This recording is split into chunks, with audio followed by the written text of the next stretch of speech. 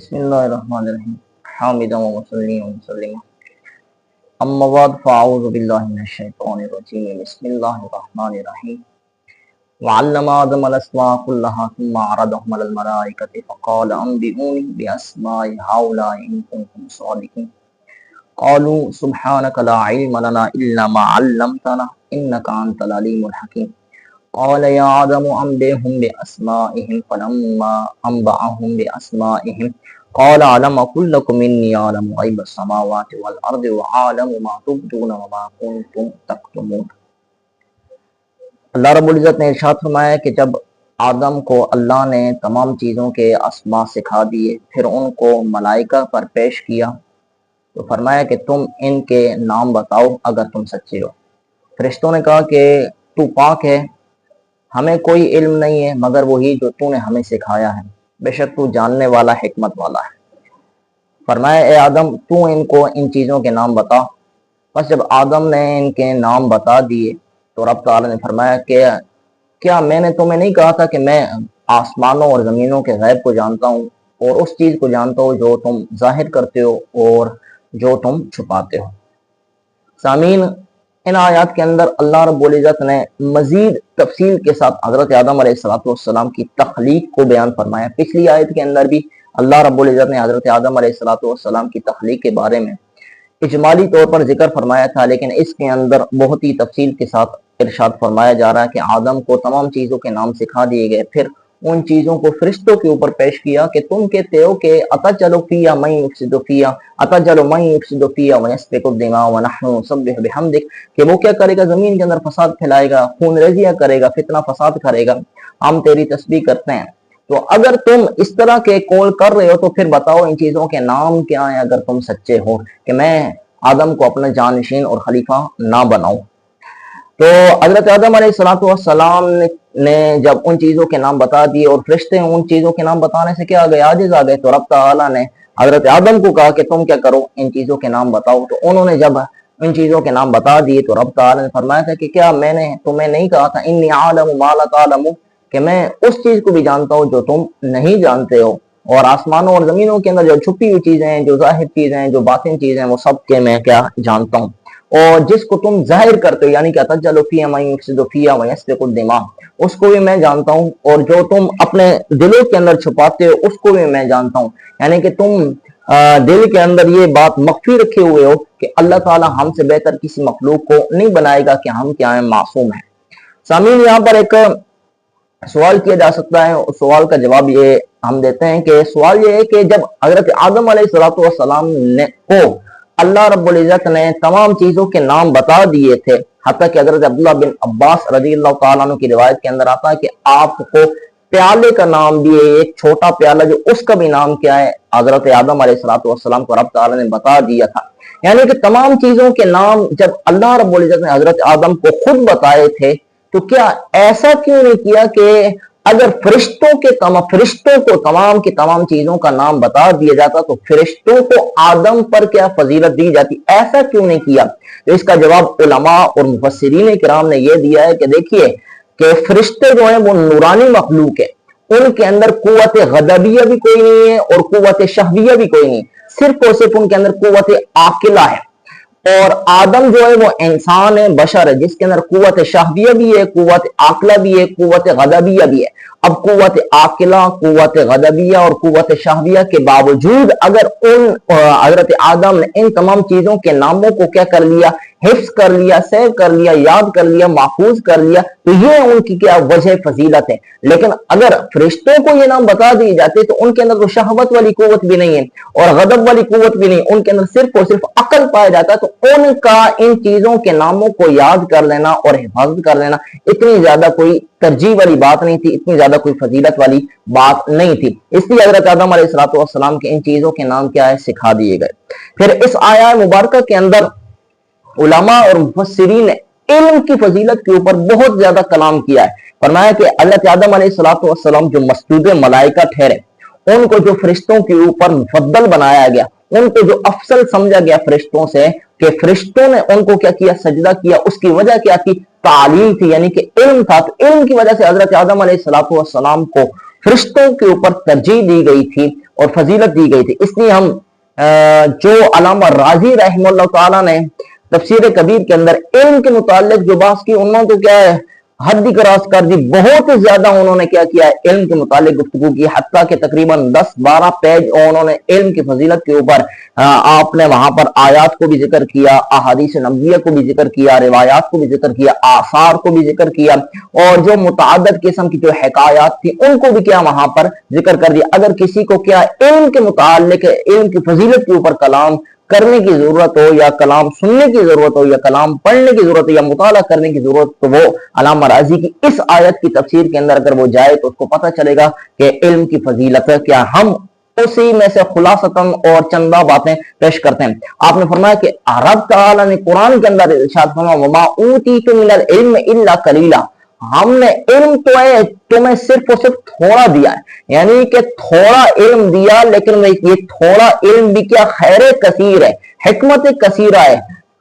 اور دنیا کے متعلق رب تعالیٰ نے فرمایا کوئی متاع دنیا قلیل، کہ دنیا کا سارا سامان کیا یہ قلیل ہے، یہ تھوڑا ہے. اب اگر دیکھا جائے کہ دنیا کا سارا ساز و سامان وہ تھوڑا ہے، لیکن علم بھی کیا ہے تھوڑا، لیکن وہ تھوڑا علم اس دنیا کے اوپر جو پوری دنیا ہے جس کے متعلق رب تعالیٰ نے فرمایا کہ یہ قلیل ہے، یہ قلت ہے، اس کے متعلق فرمایا جا رہا کہ یہ تھوڑا علم بھی اس پوری دنیا کے اوپر حاوی ہے اور کثیر ہے اور اعلیٰ اور اکمل ہے. اس کی وجہ برہان عقلی کے طور پر علامہ راضی نے ذکر کی کہ وجہ یہ ہے کہ دنیا جو ہے وہ متناہل عدد ہے، یعنی کہ اس کی تعداد جتنے بھی انسان رہنے والے ہیں، اس کے اندر جتنے بھی چرند پرند حیوانات مخلوقات جتنی بھی ہیں وہ ساری کی ساری کیا ہو جائیں گی، فنا ہو جائیں گی، ختم ہو جائیں گی. اور اس کے اندر جو بھی انسان ہے ان کی جو بھی قدر و منزلت ہے، یا جو ان کی عمر ہے، جو مدت ہے، وہ ساری کی ساری کیا ہو جائیں گی، ختم ہو جائیں گی. لیکن علم کی جو قدر ہے، علم کا جو مقام و مرتبہ، علم کی جو عدد ہے، علم کا جو مدت ہے، وہ کبھی ختم نہیں ہوگا. تو وہ فنا نہیں ہے، اس کو تو فانی نہ ہونے کی وجہ سے، اس کے باقی ہونے کی وجہ سے دنیا جو فانی ہے اس کے اوپر کو کیا ہے ترجیح حاصل ہے، اور اس کو کیا ہے کثیر فرمایا گیا. پھر رب تعالیٰ نے قرآن کے اندر ارشاد فرمایا قُلْ هَلْ يَسْتَوِي الَّذِينَ يَعْلَمُونَ وَالَّذِينَ لَا يَعْلَمُونَ، فرمایا کہ آپ بتائیں کہ جو جاننے والے ہیں، یعنی کہ جو عالم ہیں، علماء ہیں، اور جو نہیں جاننے والے، جو جہالا ہیں، جاہل ہیں، عالم اور جاہل بھلا کس طرح برابر ہو سکتے ہیں؟ کہ ایک اللہ رب العزت کی معرفت کا علم رکھنے والا، اور دوسرا وہ جو اللہ کے علم سے، اللہ کی ذات سے، اس کی پہچان سے وہ کیا ہے جاہل ہے. یہ دونوں کے اندر کیا بہت بوال بعید ہے، بہت فرق عظیم ہے ان کے درمیان. کیا ہے کس طرح کیا استواء اور برابری ہو سکتی ہے؟ اور دوسرے مقام کے اندر ارشاد میں والذین اوتوا العلم درجات، کہ ہم نے علم والوں کے درجات کو کیا کیا بلند کیا گیا. اب علم والوں کے درجات کو بلند کیا، اور قرآن کے اندر متعدد مقامات کے اندر اللہ رب العزت نے درجات کے بلند کرنے والوں کے متعلق فضل اللہ مجاہدین علی القائدین درجہ وکل وعد اللہ الحسنی، فرمایا کہ ہم نے مجاہدین کے درجات کو، جو بیٹھنے والے جو جہاد نہیں کرنے والے ان کے درجات کے اوپر کیا دیے بلندی فرمائی، اور جو مجاہدین ہیں ان کے لیے اللہ تعالیٰ نے حسنہ یعنی کہ جنت کا کیا کیا ہوا ہے وعدہ کیا ہوا ہے. اور دوسرے مقام کے اندر ارشاد فرمایا انما یخشی اللہ من عبادہ العلماء، کہ اللہ تعالیٰ سے اس کے بندوں میں سے صرف اور صرف علماء ہی ڈرتے ہیں. یعنی کہ خشیت الہی اور خشوع الہی، رب تعالیٰ سے ڈرنے والے، اللہ رب العزت کی بارگاہ کے اندر عاجزی کرنے والے وہ کون ہیں؟ علماء. ان تمام آیات سے علماء کی فضیلت، ان کی جو عظمت ہے، ان کا جو مقام و مرتبہ ہے وہ کیا ہو رہا ہے واضح ہو رہا ہے. اب روایات کی طرف آتے ہیں کہ چند روایتیں جو علامہ راضی نے بھی ذکر کی اور ہیں بھی سند صحیح کے ساتھ، تو وہ ہم ذکر کرتے ہیں. پہلی روایت ہے کہ حضور علیہ الصلوۃ والسلام نے ارشاد فرمایا من جاءه الموت وهو يطلب العلم ليحيي به الاسلام كان بينه وبين الانبياء درجة واحدة في الجنة، فرمایا کہ جس کو اس حال کے اندر موت آ جائے کہ وہ علم حاصل کر رہا ہو، اور علم پڑھنے کی، علم حاصل کرنے کی نیت اور اس کی جو ذہن کا جو ارادہ ہے وہ یہ ہے کہ اس کے ساتھ اسلام کی کیا کرے گا زندہ کرے گا، اسلام کو زندہ کرے گا اور اسلام کا بول بالا کرے گا. فرمایا کہ وہ جب فوت ہو جائے گا تو اس کے اور انبیاء کے درمیان صرف اور صرف ایک درجہ ہوگا جنت کے اندر، یعنی کہ انبیاء کے بعد اس کا کیا ہوگا درجہ ہوگا. دوسری روایت کے اندر آتا کہ جس وقت تمام لوگوں کو قیامت کے دن حشر کے میدان کے اندر تمام کو جمع کیا جائے گا تو وہاں علماء بھی ہوں گے، تو علماء کو ایک طرف کر کے رب تعالیٰ ارشاد فرمائیں گے یا معاشر العلماء انی لم عزا نوری فیکم الا بعلمی بکم الا لعلمی بکم ولم عزا علمی فیکم لعذبکم ان طالقوا فقد غفرت لکم. हुजूर अलैहिस्सलातु वस्सलाम ने फरमाया कि जिस वक्त हशर का मैदान होगा तो उलमा को साइड पे करके एक तरफ करके रब ताला उनसे मुखातब होकर फरमाएगा कि ए गुरोह उलमा उलमा, ए उलमा के गुरोह, मैंने तुम्हें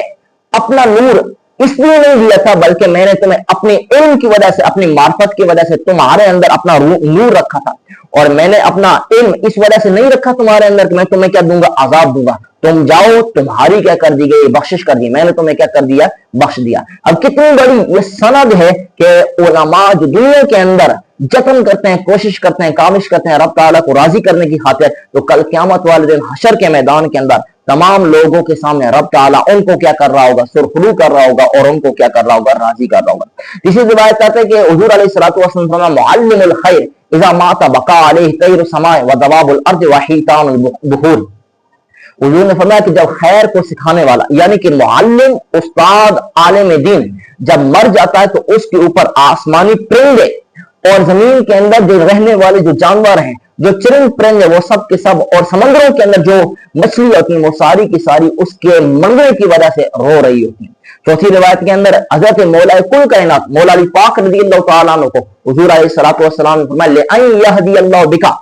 रजुलन वाहिदन खैरुल लका मिम्मा तत्लु अलैहि शम्सु अव तग़रुब। फरमाया कि अगर अल्लाह रब्बुल इज्जत तेरे वसीले से, तेरे वास्ते से, तेरे सबब से किसी एक आदमी को भी हिदायत दे दे तो फरमाया कि ये दुनिया और दुनिया के अंदर जो चीजें उन तमाम से क्या बेहतर और आला और अफसल है। पांचवी रिवायत है कि हुजूर अलैहिस्सलातु वस्सलाम ने इरशाद फरमाया कि युअता बिमिदाद तालिबुल इल्म व दम शहीद यौमल क़ियामत ला युफद्दलु अहदुहुमा अल आखर व फी रिवायत फयुरज्जहु मिदादुल उलमा। हुजूर ने फरमाया कि जिस वक्त क़यामत का दिन होगा, क़यामत के दिन तालिब इल्म जो स्याही के साथ लिखता है, जो लिखता था, इल्म के निकात को लिखता था, इल्म के नुक्तों को वो जब लिखता था तो उसके लिखने की वजह से जो स्याही थी उस स्याही को भी क़यामत वाले दिन लाया जाएगा और उधर से शहीद जो अल्लाह की रास्ते के अंदर क्या हो मारा गया तो उस शहीद के खून को लाया जाएगा। तो फरमाया कि इन दोनों के दरमियान मीज़ान के अंदर तोला जाएगा। तो फरमाया कि तालिबे इल्म की स्याही हो या शहीद का खून हो, दोनों बराबर होंगे, इनमें से एक को दूसरे के ऊपर कोई तरजीह हासिल नहीं होगी, कोई फजीलत हासिल नहीं होगी। लेकिन दूसरी रिवायत के अंदर यह आता है कि आलिम की जो स्याही होगी, जिसने उसके साथ अल्लाह की रजा की खातिर इल्म को जमा किया, इल्म के नुक्तों को लिखा, तो फरमाया कि वो स्याही शहीद के खून पर क्या आ जाएगी, गालिब आ जाएगी और राजिह करार पाएगी। हज़रत मौला कुल कायनात रज़ियल्लाहु तआला अन्हु मौला अली पाक रज़ियल्लाहु तआला अन्हु फरमाते हैं कि इल्म माल से 7 वजूह से अफसल है, 7 तुरुक से अफसल व आला है। पहला तरीका यह है कि इल्म अंबिया की मीरास है लेकिन माल फिरौनों की मीरास है। दूसरी वजह यह है कि इल्म खर्च करने से कम होता है लेकिन इल्म खर्च करने से कम नहीं होता लेकिन माल खर्च करने से क्या हो जाता है, कम हो जाता है। तीसरी वजह यह है कि माल जब बंदे के पास हो तो उसको टेंशन लगी रहती है कि उसकी कोई न किसी तरीके से उसकी हिफाजत की जाए, तो वहां पर माल के लिए मुहाफिज की जरूरत होती है। लेकिन इल्म ऐसी चीज है कि इल्म आलिम की खुद क्या कर रहा होता है, हिफाजत कर रहा होता है। चौथी वजह हज़रत मौला कुल कायनात ने फरमाया कि आदमी जब फोत हो जाता है तो उसका माल दुनिया के अंदर बाकी रह जाता है, लेकिन इल्म ऐसी चीज है कि इल्म कब्र के अंदर भी बंदे के साथ चला जाता है। पांचवी वजह आपने फरमाया कि माल काफिर और मोमिन दोनों को मिलता है, लेकिन माल दोनों को मिलता है लेकिन इल्म फकत मोमिन को मिलता है। छठी वजह आपने फरमाया कि लोग आलिम के मोहताज होते हैं दीन के उमूर सीखने के अंदर, लेकिन मालदार के मोहताज नहीं होते। 7वें नंबर पर जो तरजीह हासिल है इल्म को माल पर वो ये है कि इल्म पुल सिरात से गुजरने के अंदर मदद करेगा, मददगार और मुआविन साबित होगा। लेकिन माल ऐसी चीज है कि माल पुल सिरात से गुजरने से रोकेगा, मना करेगा, मददगार नहीं होगा, ना ही मदद करेगा और ना ही मुआवनत करेगा। फकीह अबू लैस अस्समरकंदी रज़ियल्लाहु तआला रहमहुल्लाह तआला वो फरमाते हैं कि अगर कोई बंदा सिर्फ और सिर्फ आलिम के पास बैठ जाए, इल्म उसको याद ना भी हो, तो फरमाया कि उसके 7 मरातब बढ़ते रहते हैं। पहला मर्तबा यह है कि उसको मुतअल्लिमीन यानी कि तलबा की फजीलत मिल जाती है। दूसरा मर्तबा यह है कि जब तक वो आलिम के पास बैठा रहता है वो गुनाहों से बचा रहता है। तीसरा मर्तबा यह है कि तलब इल्म के निकलने की वजह से अल्लाह की रहमतों का नुज़ूल उस पर होता रहता है। और चौथा मकाम मर्तबा यह है कि हल्का इल्म में बैठने की वजह से उलमा के ऊपर जो रहमतें नाजिल हो रही होती है उस रहमत के अंदर इसको भी क्या है, हिस्सा मिल जाता है। पांचवा मकाम मर्तबा ये है कि जब तक वो इल्मी गुफ्तगू सुनता रहता है तो उसके लिए नेकियों का जो है ना अमालनामे के अंदर नेकियां और ताआत लिखी जाती हैं। और छठा मकाम मर्तबा ये है कि अगर वो कोई गौर से मसला सुनता है लेकिन उसको समझ नहीं आता, अब समझ ना आने की वजह से वो कबीदा खातिर हो जाता है, उसका दिल गमगीन हो जाता है, मगमूम हो जाता है। जब दिल गमगीन होता है, दिल मगमूम होता है तो उसका मकाम मर्तबा बढ़ता है। किस वजह से? किस वजह से कि अल्लाह रब्बुल इज्जत खुद फरमाता अना इंदल मुनकसिरत कुलूबुहुम लिअजली, फरमाया कि जिसका दिल मेरी वजह से टूटता है, गमगीन होता है, मगमूम होता है, मैं उस दिल के अंदर क्या हो जाता हूं, समा जाता हूं। सातवां मकाम मर्तबा यह है कि ये आदमी जो आलिम के पास बैठने वाला है वो मुसलमानों को ये दिखाता है कि उलमा की इज्जत है, इसलिए मैं क्या है, आलिम के पास बैठा हुआ हूं। और फासिकों को वो क्या करता है, गोया कि जलील करता है कि फासिकों की कोई इज्जत नहीं है, तो इसलिए इसका दिल फासिकों से मुड़ जाता है और उलमा की तरफ क्या होता है, जुड़ जाता है। वो फिस्क से, गुनाहों से किनारा कर लेता है और ताआत की तरफ और नेकियों की तरफ क्या हो जाता है, बढ़ जाता है। ये इल्म की फजीलत जो हमने अल्लामा राजी के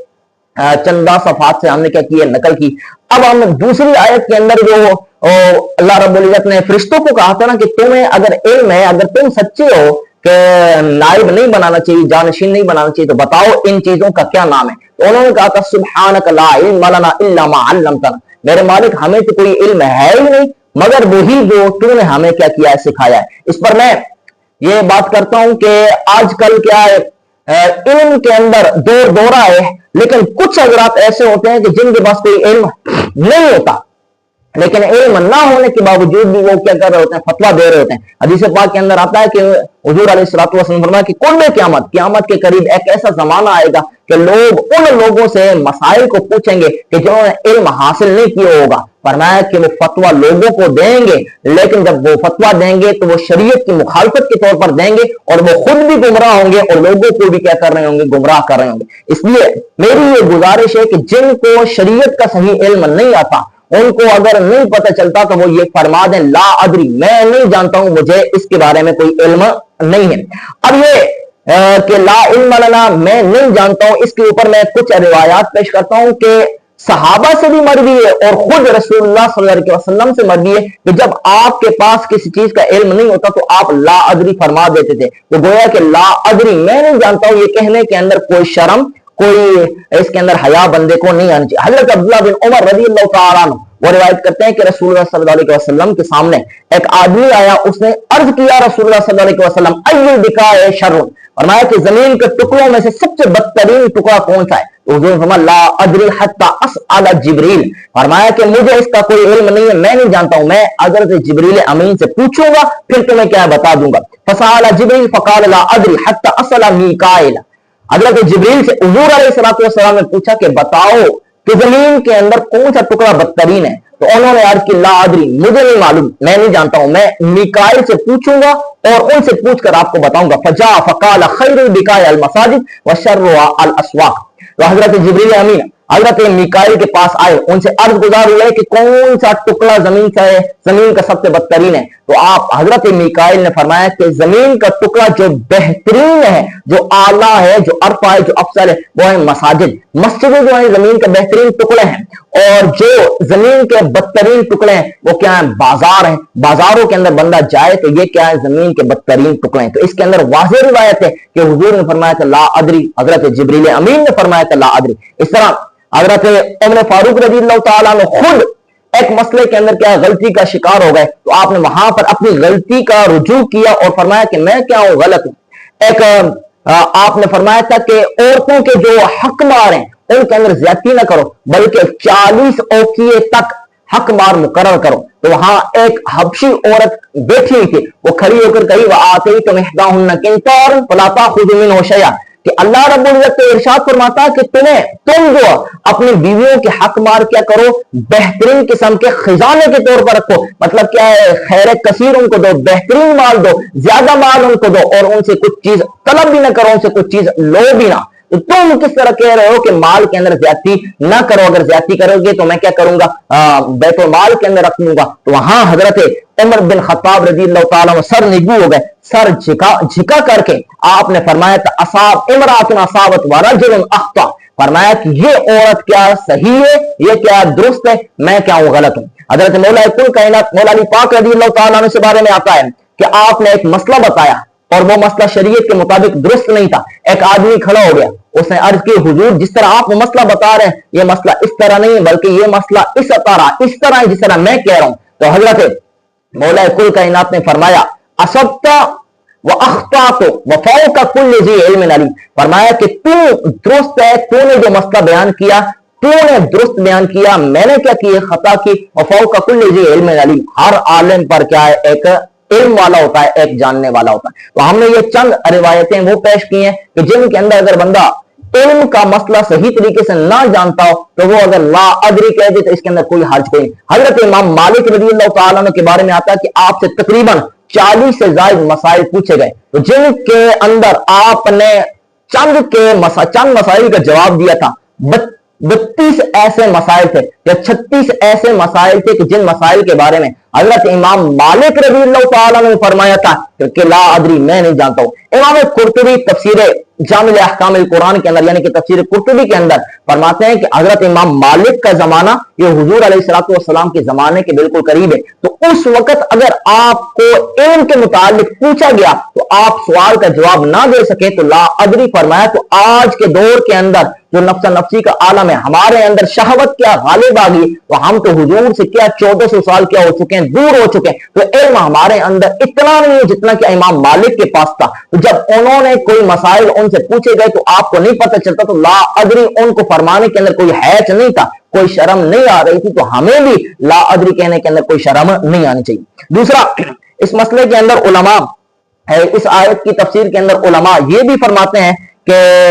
آیا فرشتے افضل ہیں یا بشر یعنی کہ انسان افضل ہیں. اس بارے میں دو گروہ ہیں, دو قول ہیں. ایک قول یہ کہ رسول بشر انسانوں کے رسول, رسول ملائکہ فرشتوں کے رسولوں سے افضل ہے, اور اولیاء بشر انسانوں کے اندر جو اولیاء اللہ ہیں وہ اولیاء ملائکہ فرشتوں کے اندر جو اولیاء اللہ ہیں ان سے کیا ہے افضل و اعلیٰ ہیں. دوسرا قول وہ یہ ہے کہ ملائے اعلیٰ یعنی کہ تمام کے تمام فرشتے وہ ملائے ادنا سے یعنی کہ انسانوں سے کیا افضل و اعلیٰ ہیں, یعنی کہ فرشتے انسانوں سے کیا افضل و اعلیٰ ہیں. جنہوں نے یہ کہا کہ ملائے اعلیٰ ملائے ادنا سے افضل و اعلیٰ, انہوں نے یہ دلیل پیش کی کہ رب تعالیٰ فرماتا ہے عباد مکرمون کہ فرشتے میرے عزت دار معزز بندے ہیں. لا یسبقونہ بالقول وہم بامرہ یعملون, فرمایا کہ وہ میرے قول سے آگے نہیں بڑھتے اور جو ان کو حکم دیا جاتا ہے اسی کے مطابق وہ کیا کرتے ہیں, عمل کرتے ہیں. اور دوسرے مقام پر فرمایا لا یعصون اللہ ما امرہم ویفعلون ما یؤمرون, فرمایا کہ وہ اللہ کے کسی حکم عدولی نہیں کرتے, اس کی کوئی معصیت نہیں کرتے, اور جو ان کو حکم دیا جاتا ہے وہ اسی کو کیا کرتے ہیں, بجا لاتے ہیں, اسی کے اوپر کیا کرتے ہیں, عمل کرتے ہیں. اور جنہوں نے یہ کہا کہ رسول بشر رسول ملائکہ سے اولیاء بشر اولیاء ملائکہ سے افضل ہیں, انہوں نے یہ روایت آیت دلیل کے طور پر پیش کی کہ رب تعالیٰ فرماتا ان الذین آمنوا وعملوا الصالحات اولئک هم خیر البریہ, فرمایا کہ جو مومن ہوئے جنہوں نے ایمان لایا اور اچھے عمل کیے وہ بہترین مخلوق ہے. تو بریہ کے اندر فرشتے بھی آ جاتے ہیں. تو جب فرشتوں میں سے فرمایا گیا خیر البریہ وہ بہتر ہے جو ایمان لانے والے ہیں, اور کون ہے جو عمل کرنے والے ہیں, تو یہ انسان گویا کہ کیا ہے وہ فرشتوں سے کیا افضل و اعلیٰ ہے. دوسری انہوں نے دلیل یہ پیش کی کہ حضور علیہ الصلوۃ والسلام فرمایا ان اللہ تعالی یباہی باہل عرفات الملائکۃ, فرمایا کہ اللہ رب العزت اہل عرفات عرفہ کے میدان کے اندر جو بندے حاضر ہوتے ہیں وہ لبیک لبیک کی صدائیں لگا رہے ہوتے ہیں, فرمایا کہ ان بندوں کے اوپر رب تعالی ان بندوں کی وجہ سے فرشتوں کے اوپر مباحات فخر محسوس کر رہا ہوتا ہے کہ دیکھو میرے بندے جن کے اندر قوت شہویہ بھی ہے, قوت غضبیہ بھی ہے, اور ان کے اندر شہوت بھی ہے, غضب بھی ہے, لیکن پھر بھی یہ کیا میری رضا کی خاطر لبیک لبیک گھر بار کو چھوڑ کر کے آئے ہوئے ہیں,